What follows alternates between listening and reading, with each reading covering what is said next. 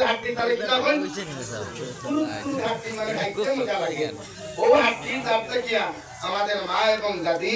অর্থাৎ পৃথিবীর প্রতিটা নারী জাতির আল্লাহ সৃষ্টি করছেন ধরে সুবহানাল্লাহ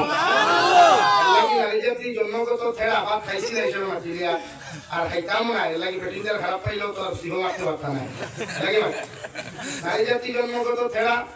নারী জাতি জন্মগত উস্তারে ভাই ইতারে যদি আপনি তিন দুই বর্গা দিয়া ফিটেন এর বাদে নবীজি ফরমান নারী জাতি কোনোদিন সোজা করা সম্ভব নয় এদেরকে যদি সোজা করতে হয় একমাত্র ইলমে দ্বীনের দরকার আর নবী মুহাম্মদুর রাসূলুল্লাহর সুন্নতের দরকার সুবহানাল্লাহ নারী জাতিকে সোজা করার উত্তম মাধ্যম ইয়া থাকলো উত্তম পন্থা ইয়া থাকলো একমাত্র দ্বীন শিক্ষা একমাত্র কুরআন শিক্ষা আর নবীর শরীয়তের ভিতরে ঢুকান আর বাতান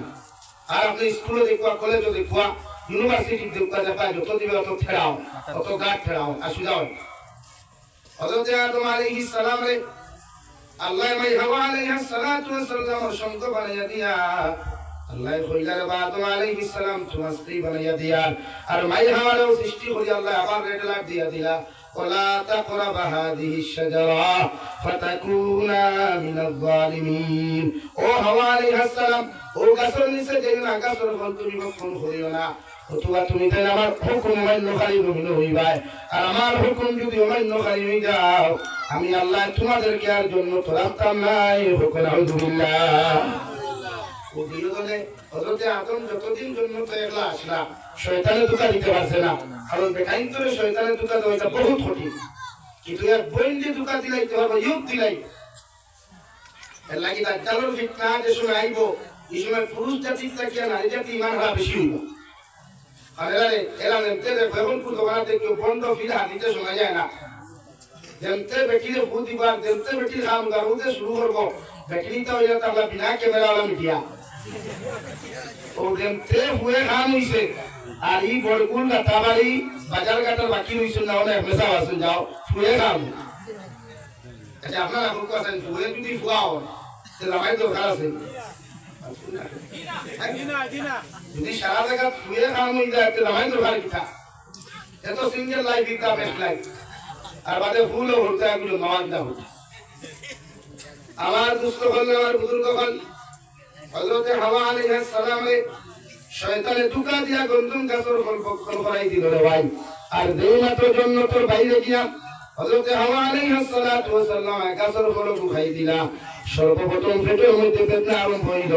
অর্থাৎ টয়লেটের ব্যায়ামে ধরল রে ভাই কিন্তু জান্নাতের ভিতরে আদম সন্তান যতদিন বিশ্রাম করবা জান্নাতের ভিতরে অবস্থান করবা সারাটা জিন্দেগি দিনে রাইতে যদি জান্নাতের ভিতরে খাওয়া দাওয়া করেন এরপরে পোশাকে ধরতো না পেশাবের যন্ত্রণা পাইতো না আর টয়লেটের ব্যায়ামে কোনোদিন পাইতো না সুবহানাল্লাহ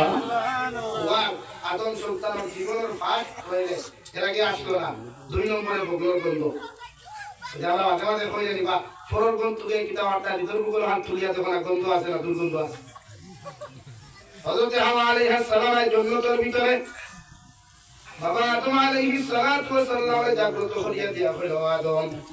আমার পেটের মধ্যে বেদনা করে পেটের মধ্যে আরাম করে আমার মনে হয় আমার পেটটা কি কিতা একটা জিনিস পার হইতো হযরত আদম লগে লগে বুঝতে পারলা শয়তানে ধোঁকা দিয়া আমাদের দাদি এবং মা হযরত হাওয়া আলাইহিস সালাতু ওয়াস সালামে ধোঁকা দিয়েও গাছের ফল ভক্ষণ করাই দিছে যার জন্য পেটের মধ্যে বেদনা আরম্ভ হইছে হইনা আলহামদুলিল্লাহ এবং কিতা বলতা ও জান্নাতের ভিতরে তো ল্যাট্রিন করা নাই ও গাছের ফাত্তা নিয়া অসুস্থ টয়লেট করাইলা হালাইতা খানো জায়গা তো নাই জান্নাতের ভিতরে ভালো করে জায়গা আছে নি হযরত হাওয়া আলাইহিস সালাতু ওয়াস সালাম যে সময় জান্নাতের ভিতরে টয়লেট করলা ফালাইবার জায়গা নাই দুর্গন্ধে গোটা জান্নাত হয়ে গেল এই হাওয়া আলাইহিস সালাতু ওয়াস সালামের লগে দেখা করাত আর আদম আলাইহিস সালামের লগে দেখা করাত জিবরাইল আমিন আইয়া দেখেন জান্নাতের ভিতরে কোনো খুশবু নাই দুর্গন্ধ